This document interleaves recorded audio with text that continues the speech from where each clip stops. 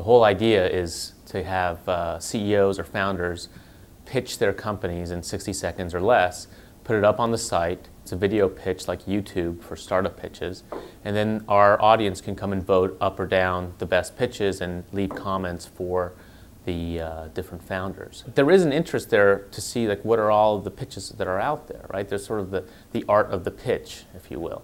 We're also integrating another TechCrunch property, CrunchBase, which is our database of startups.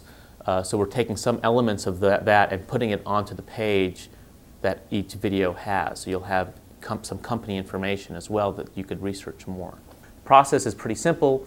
You upload a video to YouTube, and then you go to our submission page and you give us the link for the YouTube video. You give us some additional information. If your company already has a profile on CrunchBase, you put the link in for that, and we would suggest that you do that, because then the page that your video appears on is a lot richer, as well as the video then appears on your CrunchBase profile as well.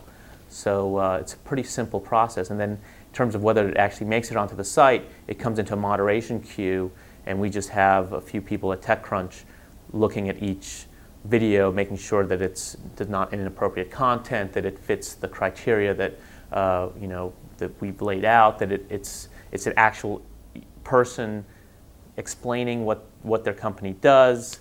We don't want screencasts. We don't want your slideware.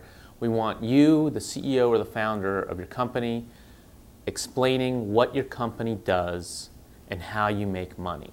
Nice to meet you. I'm Bob Christopher with Yagobi. Oh, very good. Well, let me tell you about my company, Yagobi. We make revolutionary robot technology that transforms inanimate objects into lifelike creatures. You can use props if you want to. Some of the best ones do use props. For instance, Yagobi, which does the Pleo dinosaur.